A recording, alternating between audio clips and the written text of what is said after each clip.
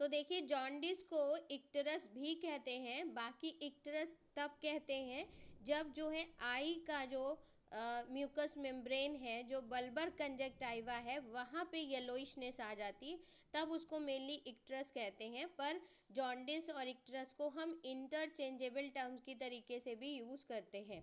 ठीक है, जॉन्डिस में क्या होता है, हाइपर बिलिरुबिनीमिया हो जाता है। और हाइपर बिलिरुबिनीमिया में भी दो प्रकार के हाइपर बिलिरुबिन होते हैं। किसी किसी में कॉन्जुगेटेड हाइपर बिलिरुबिनीमिया होता है और कुछ प्रकार के जॉन्डिस में अनकॉन्जुगेटेड बिलिरुबिनीमिया होता है और कुछ में मिक्स्ड टाइप का होता है। तो हम लोग आगे फर्दर देखेंगे कि कहाँ कहाँ क्या होता है। तो जॉन्डिस क्या होता है, जो हम लोग जॉन्डिस जॉन्डिस कहते रहते हैं, तो jaundice is not a disease whether it is only a symptom. तो जॉन्डिस अपने आप में कोई बीमारी नहीं है, ये बीमारी का एक लक्षण है।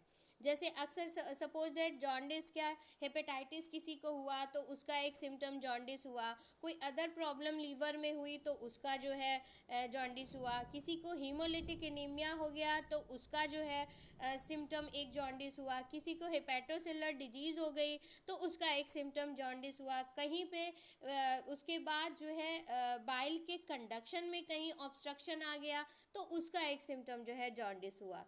ठीक है, तो jaundice is a symptom not a disease. ठीक है, तो कभी इस पर भी क्वेश्चन फ्रेम हो जाए तो हम लोग याद रखेंगे। तो जॉन्डिस को कैसे डिफाइन करते हैं, ये येलोइश डिस्कलरेशन है स्किन और म्यूकस मेम्ब्रेन का। अभी जो हम लोग पढ़ रहे हैं आप ये मान के पढ़िए, एक एक लाइन एक एक क्वेश्चन है, एमसीक्यू है कॉम्पिटिटिव एग्जाम का।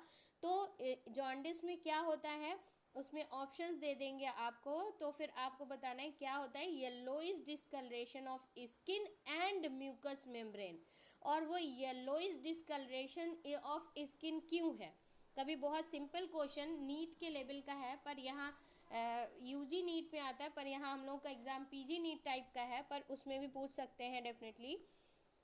तो due to the deposition of bilirubin, तो उसमें ऑप्शन दे सकते हैं, कभी बिलिरुबिन है, बिलिवर्डिन है, बोथ है, तो due to the deposition of bilirubin. ठीक है, और क्यों, ड्यू टू हाइपर बिलिरुबिनीमिया। तो हम लोग जॉन्डिस को हाइपर बिलिरुबिनीमिया भी कहते हैं। इससे भी आपको क्लियर होना चाहिए कि हमको बिलिरुबिन वाला ऑप्शन सेलेक्ट करना है। तो अब हमें देखना है कि जो बिलिरुबिन है, आपको पता है कि हर चीज़ मोस्टली, जैसे हम लोग का हर इमोशन नॉर्मल है। ठीक है, जब वो इमोशन एग्जैजरेट होता है और हमारी सेंसिटिविटी इंक्रीज हो जाती है, देन हम कॉन्फ्लिक्ट में जाते हैं, देन कोई डिजीज़ आती है। उसी तरीके से डिजीज़ के केसेस में भी, चाहे वो आरबीसी का कम है ज़्यादा है या हीमोग्लोबिन का कम होना ज़्यादा होना, सबका एक नॉर्मल ऑप्टिमम लेवल है, उससे कम या ज़्यादा होता है तो प्रॉब्लम होती है।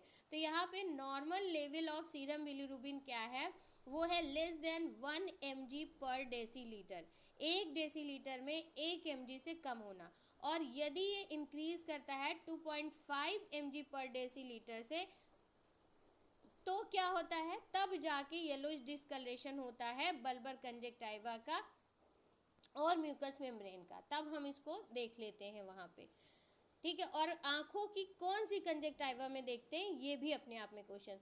तो कितना बढ़ जाने के बाद होता है ये भी पूछा गया है, नॉर्मल लेवल क्या है ये भी पूछा गया है, कौन सा जो है कंजक्टाइवा होता है, पैल्पेब्रल होता है कि बल्बर होता है, ये भी पूछा गया है। बाकी वाइवा का तो है ही, बिलिरुबिन या बिलिवर्डिन किसका डिपोजिशन होता है ये भी क्वेश्चन है, जॉन्डिस एक डिजीज़ है या सिम्टम है ये भी है, और स्किन और म्यूकस मेम्ब्रेन का येलोइशनेस होता है या केवल स्किन का होता है, केवल म्यूकस मेम्ब्रेन का होता है।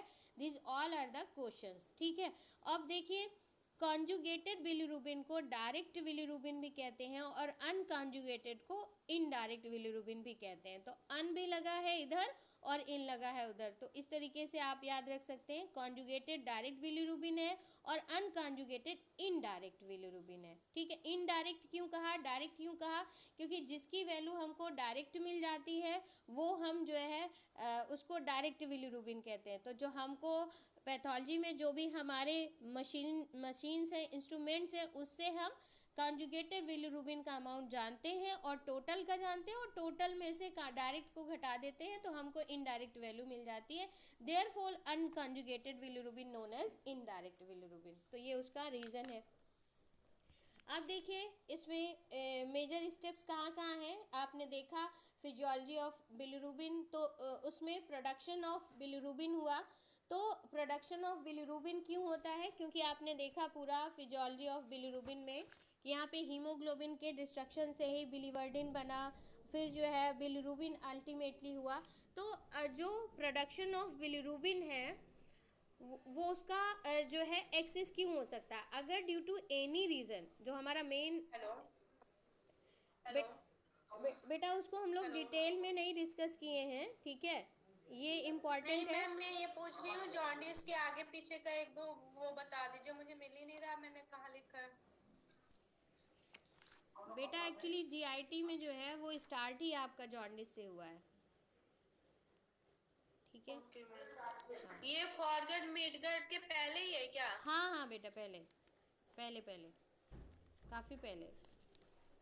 ये देखिए इसके पहले लीवर फंक्शन टेस्ट है, फिर जाके फॉरगेट मिडगट है, उसके पहले।